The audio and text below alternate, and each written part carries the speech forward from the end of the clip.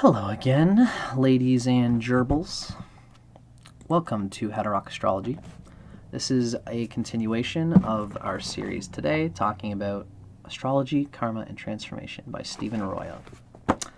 In this episode, we're going to be talking about the aspects of Saturn, after which we're going to start talking about the transits of Saturn.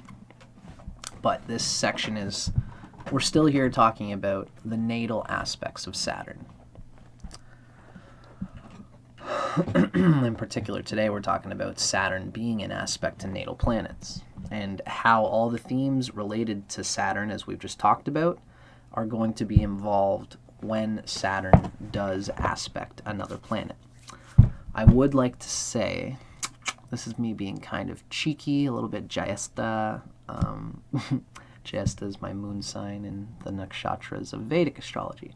I'm a Vedic astrologer, and I like to impart the idea of Vedic astrology as I do lessons like this on a strictly Western astrology book. I'm reading the book true to it. I'm reading it word for word. But I do like to include my own insights into different ways of thinking about what is presented here. In the Vedic sense, planets, Saturn is a malefic, and it always does a bit of damage whenever it gives an aspect. But it is a friend to some planets while it's an enemy to others. For example, when Saturn is in aspect to the Sun or the Moon, then Saturn, is that correct? Let me just check. Actually, the Moon can adapt to Saturn. It's more about, basically the Sun is the main thing that you don't want Saturn to be in aspect to, because Saturn does more damage to the Sun than good. Everything else, it's malefic, but it can be a positive discipline factor, as we're going to read through the book.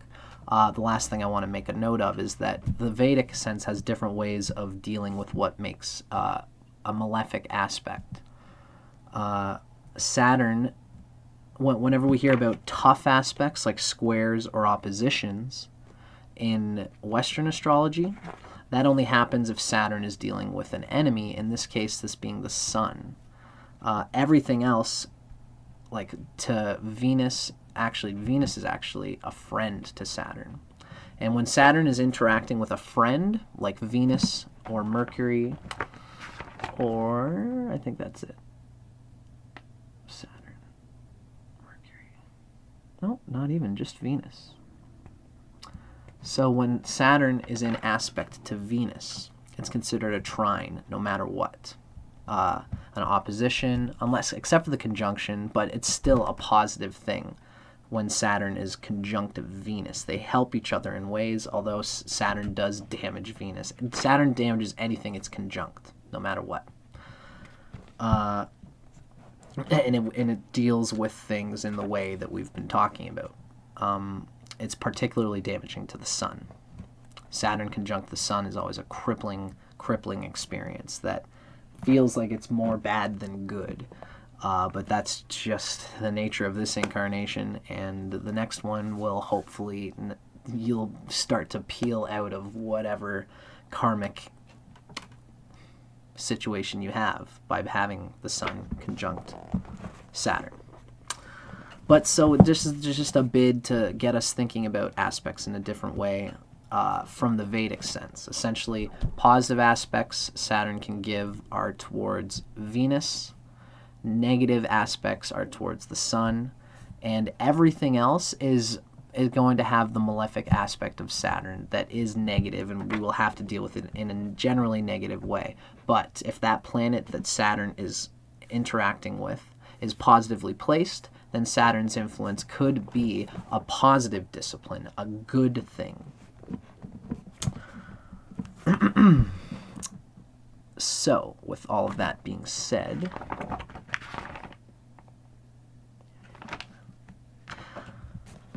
the last thing about Saturn aspects is that in the Vedic sense, Saturn only gives 4 types of aspects, I believe. It's the conjunction. It also has a 3rd house aspect. In Vedic astrology, they actually go by angles. and I believe that the first one is like 60-degree angle, so that's like a sextile. When there's a planet in a forward sextile from Saturn, 60 degrees, then that planet is affected by Saturn. If a planet is in the 7th house from Saturn, which is the full opposition aspect, and when Saturn is in the 10th house, when a planet is in the 10th house from Saturn, then Saturn gives it an aspect. So that would be a square, so that would be like 90, 180, 270. When a planet is 270 degrees from Saturn, then Saturn gives it a full aspect in that case. And the closer Saturn is to the closer the orb is in those references, the more intense the Saturn aspect is going to be. So that was my quick little Vedic derivation of this conversation. Something to consider. Check out more of my videos where I believe in what I just said as a Vedic thing more than the Western way of thinking about things. And that's me as a Westerner having kind of converted very strongly to Vedic. I shouldn't say converted, rather. I should say that I took the best of the Western and brought it to the Vedic experience. And so I digress. That's my own personal thing, but for those of you who came here to read from the book, let's continue onward with a true word-to-word description of Stephen Arroyo's understanding of the aspects of Saturn in the natal chart. So this is continuing on from the last video. Saturn's aspects in the natal chart show how well one is attuned to the earth plane and to the practical necessities of everyday life. These aspects reveal whether or not it is easy for the person to adapt to social life, to immediate practical requirements, and to the culture's norms and standards. Saturn is the great teacher about practical realities and the laws of the earth plane, for Saturn inevitably teaches patience, moderation, temperance of extremes, duty, and work. These aspects, however, are not limited in their scope of significance merely to social involvements, for they also show whether or not one's self-expression in some area is inhibited by one's own sense of propriety and acceptability. In other words, one's perception of what is socially acceptable and what is not may be inaccurate.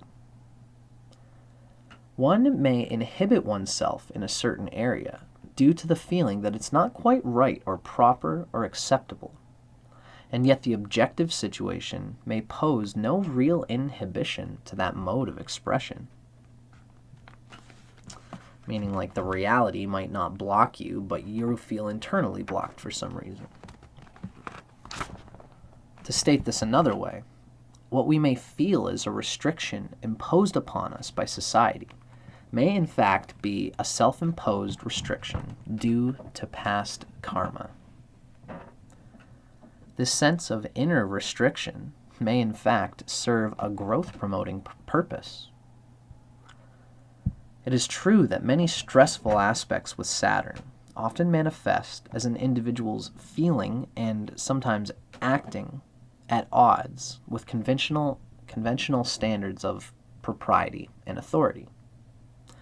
But one must look into the deeper psychological and spiritual meanings of these aspects if one is really to understand the reasons for these feelings and for this behavior.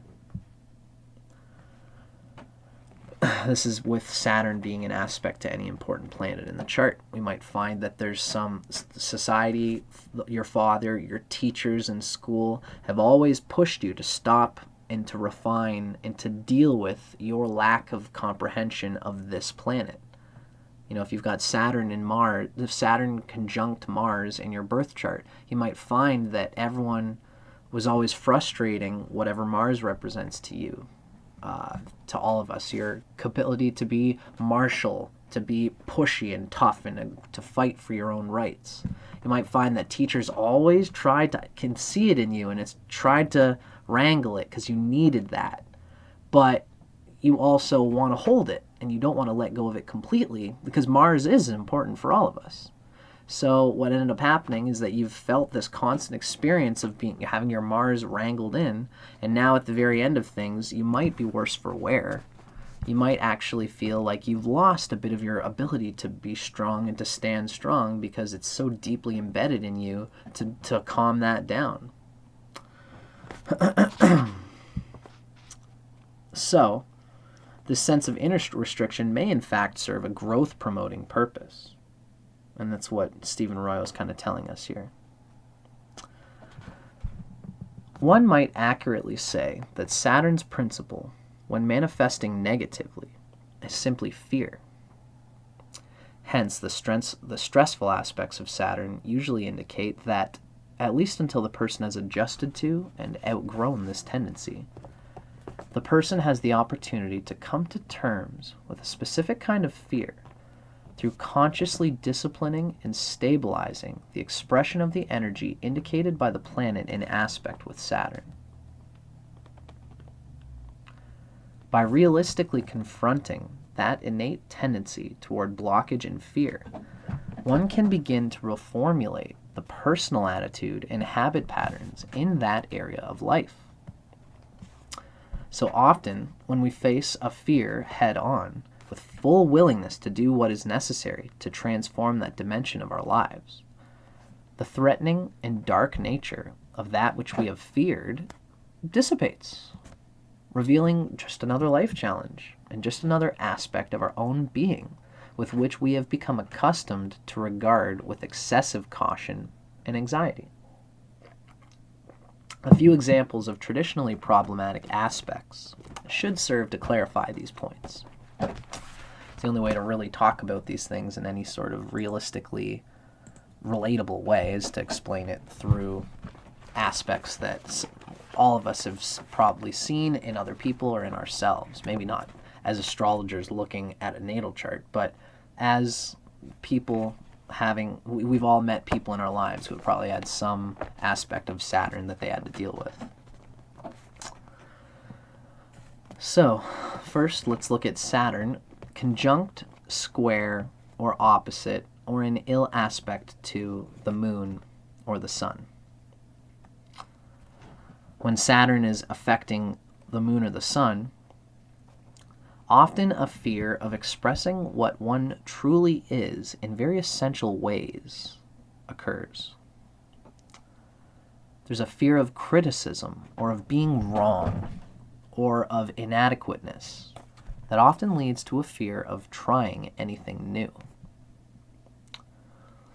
In this case, one must stabilize and structure one's sense of self and one's self-image in a new way, in the light of one's current abilities, achievements, and strengths, rather than in reference to past errors, faults, or limitations, i.e. one's karmic heritage and inheritance. One must take responsibility for one's self with new courage and to take some risks in self-expression and in one's mode of life in order to realize most deeply what one is capable of doing or expressing. Projection of one's fears onto others is a common manifestation of the opposition aspect. So that's like if the sun is opposite to Saturn, especially if it's in close aspect, if it's a close orb, then one will project one's fears onto others, not seeing one's own fears, but really being afraid of one's own fears, not being able to see them. But then when you see even the glimmer of it in others, then you will act ecstatically fearful of it. And that's why the old saying goes, look not at the speck in your neighbor's eye, for you have a log in your own eye. Right? Now, Saturn being conjunct, square, or opposite to Mars, when Saturn is giving some aspect to Mars. One may have a fear of self-assertion, sex, or taking risks in these areas, which the person may try to compensate for by overemphasizing sex or ambition.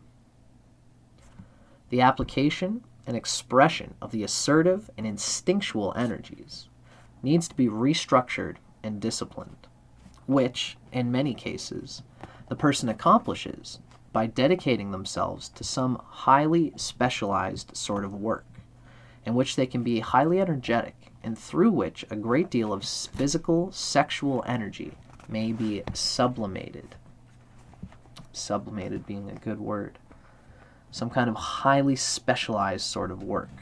It could be art, dancing, or even just some very difficult type of work, being a doctor, getting right into the nitty-gritty of what this or that patient needs for their specific constitution and enforcing it in these sorts of things, you know. Although it would probably be more physical than that. That's very mental. Now, let's look at Saturn conjunct, square, or opposite Mercury. With this aspect, there's a great attachment to being intelligent and knowledgeable, and great importance is placed on intellectual competence. These feelings can often be casually related to the fear of being considered stupid, slow-witted, or inarticulate. Hence, although this aspect does in some cases indicate a severe mental blockage, manifesting as speech inhibition, slow learning and reading, or a poor capacity for using language precisely.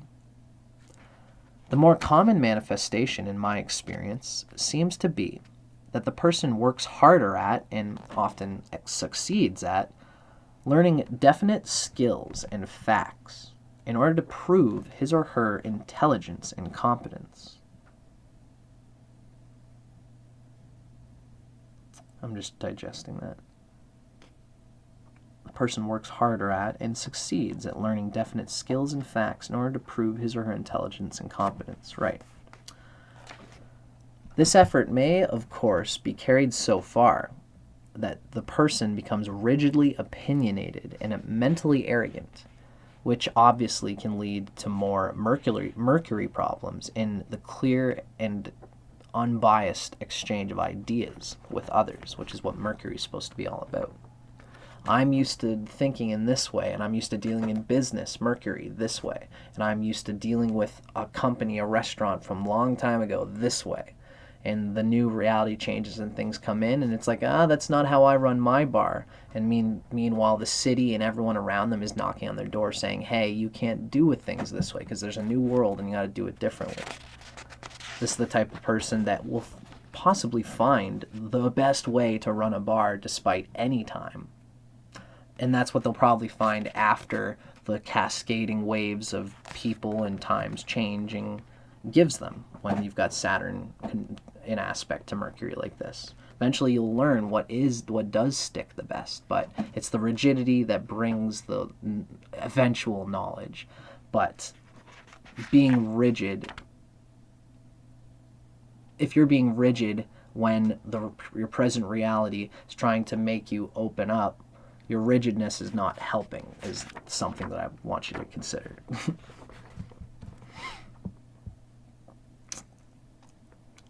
So the key here is that the person needs to restructure and stabilize the mental faculties and mode of intellectual expression without veering onto the course of rigid adherence to limited concepts or opinions. Find some way to stabilize the mental faculties and to gain some kind of keystrokes, some kind of things, structured ideas, employments of your energy that fastens your ability to have timelessly intelligent ways of thinking. But also, don't veer onto the course of rigid adherence to limited concepts and opinions. Something that you'll have to deal with as a person with this aspect. And if your Mercury is well placed, if it's close to Virgo, it's exaltation. If it's close to the first house, These are the kind of things where the Saturn's constrictive rigidness will bring the fruits of positive discernment in mental faculties. It will ultimately bring that. But just have a good astrologer. Don't ever think that, oh, good, I can be rigid because I've got good Mercury, so I know whatever I fasten myself to is going to be smart and intelligent. Because there's many ways to define Mercury and its strength. Now, let's look at Saturn being conjunct, square, or in or opposite in some kind of ill aspect to Venus. Now, keep in mind that if Saturn, this is going to paint the deepest ugly picture, and it's probably going to involve Saturn being conjunct Venus. But I find that Saturn opposite Venus, or the square, or being Saturn in the Vedic sense, having any aspect from what I said.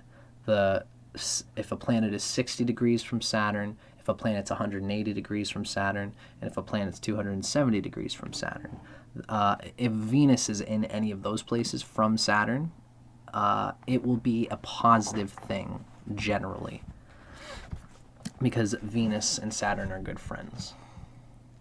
So, in any case, what we're reading here will represent the tough things that need to happen in order that Saturn can bring the best fruit out of Venus.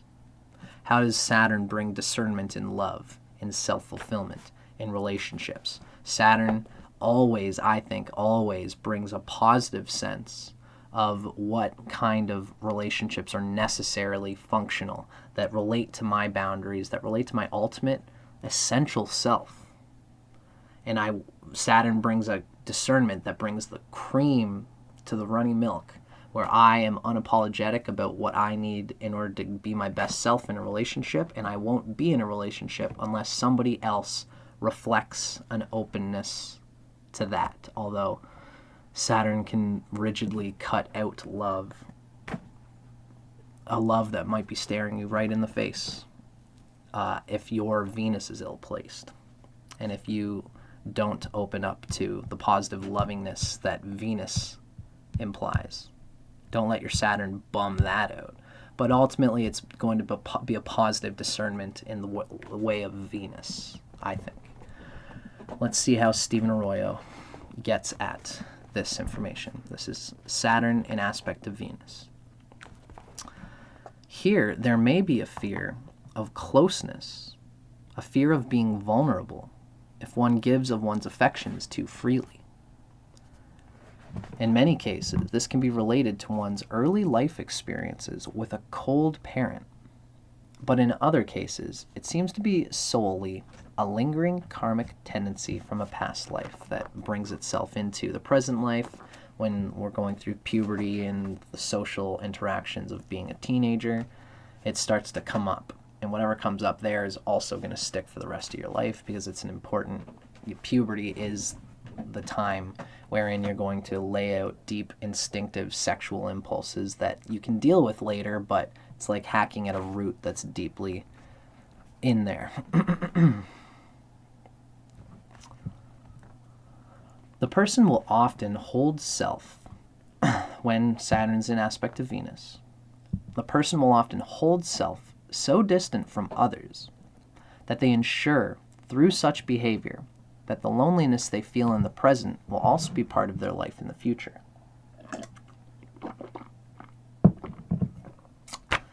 In other cases, in more positive cases, the person seems to become determined to face all aspects of human relationship, especially love relationships, with deep concentration and a strong sense of duty and reliability. For one's word to be important. This can be a great aspect, because this shows that the person has an intrinsic sense that Saturn, the true inherent spirit, the fundamental nature of reality, is within everybody. And when you meet somebody else, you have a duty, a responsibility to keep your word with whatever was promised with the other person in a positive way. And by doing that, you learn to be discerning about your own word. You know, this isn't like somebody who, like, if some punk comes and says, hey, you, I need you to go and rob a bank for me.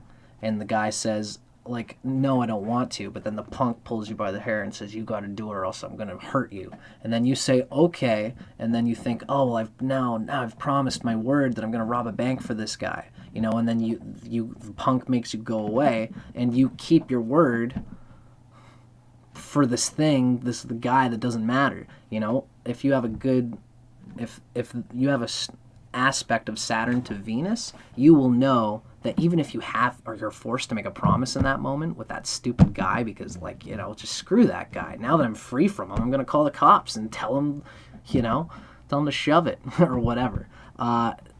This will show that you not only want to keep your word, but you interact with people for whom you deeply feel that their values are so intrinsically connected with yours that you would want to keep your word. And then, lo and behold, you do keep your word. That's what happens when you have Saturn in aspect to Venus. Although it could come with a heart clenching, although I would say that's more about where Venus is in your chart. If you have a good, strong Venus, then even though Saturn is in aspect to Venus and is doing this disciplining and pruning of love relationships, you will still get love relationships because you have a good Venus.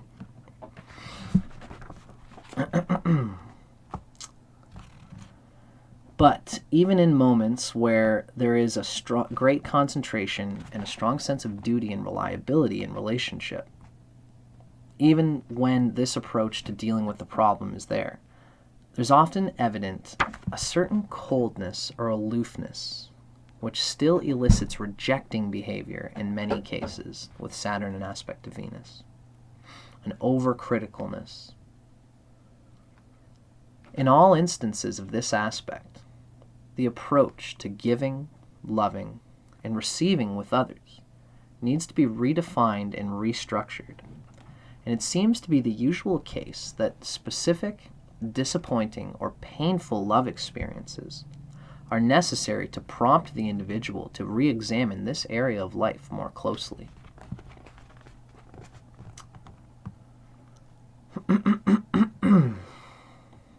Yeah, that's a pretty good way of saying Saturn in aspect to Venus. So, Arroyo does not give us things on each thing, on each planet. He doesn't go into aspects to Jupiter or Saturn, although he does later in the book. But the next little bit, we're just going to talk about just general aspects here. Now, my friend CJ and Ronnie are just saying hello. Cool. So, so we've got folks watching, and as usual, I always like to say if anybody would like to make any comment, I'll try to speak to it as relates to the conversation at hand. Now, let's continue saying our final word about Saturn in aspect in the natal chart.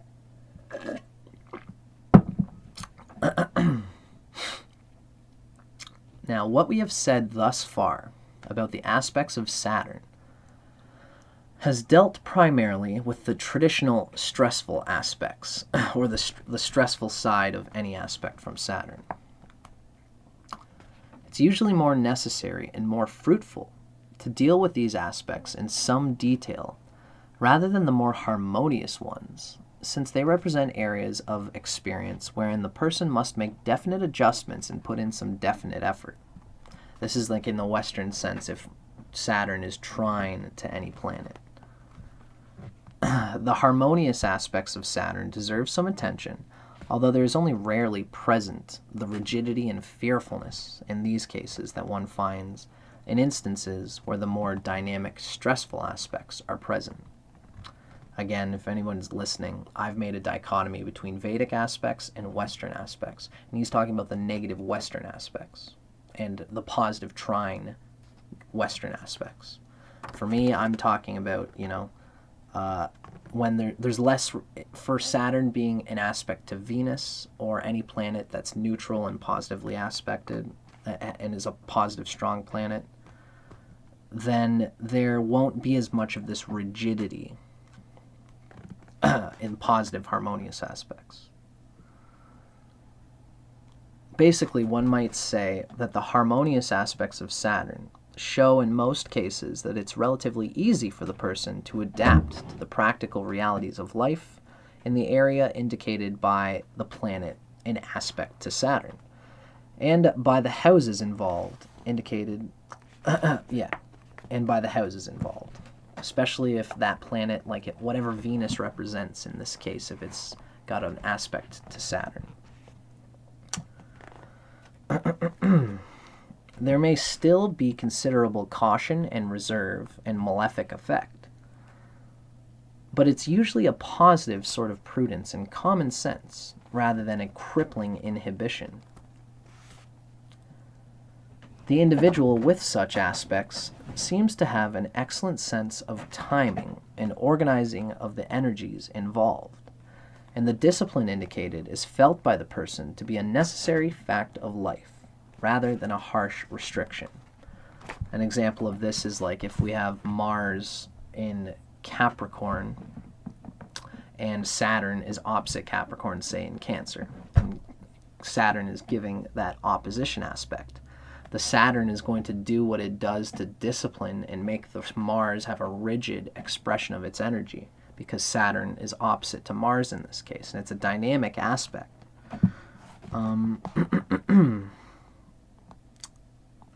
And so it's tough, and that gives harshness to the Mars.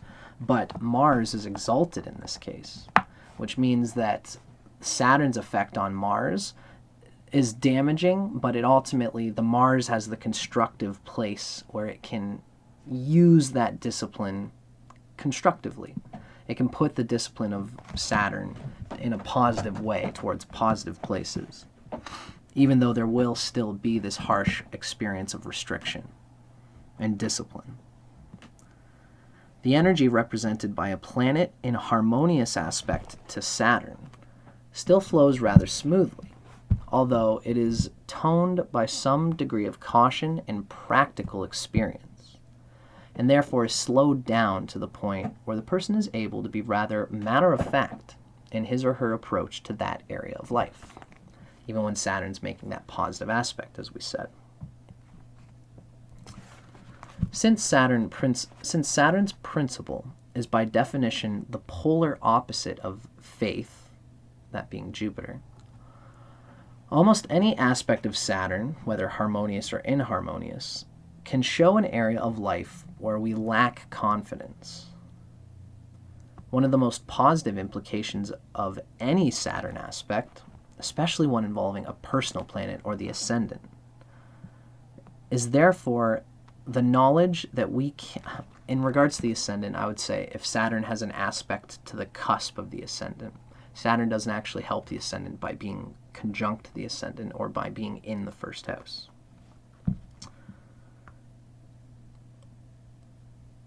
One of the most positive implications of any of these Saturn aspects, especially one involving a personal planet or an aspect to the ascendant cusp, is therefore the knowledge that we can, in the indicated area, slowly develop a new level of confidence. We can build this confidence based on the realization of what our real capabilities are, as shown by the testing process of time, work, and experience. In other words, by realistically appraising the results of our efforts from the vantage point of seeing the fruits of our labors after years of work, we can determine with some objectivity whether we have misjudged our capabilities or whether we should henceforth consider what were potential talents now to be proven facts. The test of time and experience can thus help us to develop a real, enduring confidence based not on hopes, self-delusion, or ego-inflated notions, but rather on immediate facts. This is the beauty of Saturn. This is Saturn's capacity to stop us from internally flickering on insecurities that don't even exist, by showing, proving, challenging ourselves to prove to ourselves that we are building on something. By seeing our efforts resulting in tangible achievements, we can grow to be confident in whatever we're doing. So the test of time and experience can help us to develop a real, enduring confidence based not on hopes or self-delusion or ego-inflated notion or even Neptunian hopes of looking like you're the perfect person at this or that, but rather on immediate facts, the fact of our accomplishment or the fact of our wanting to get over a failure. A remarkable inner strength can develop from Saturn's pressure, a strength that comes in part from knowing that we have done the required work, we've earned the results, and we've taken full responsibility for our own development. One might gather from the above statements that the interpretation of Saturn in the natal chart should always be tempered by an awareness of the importance of time.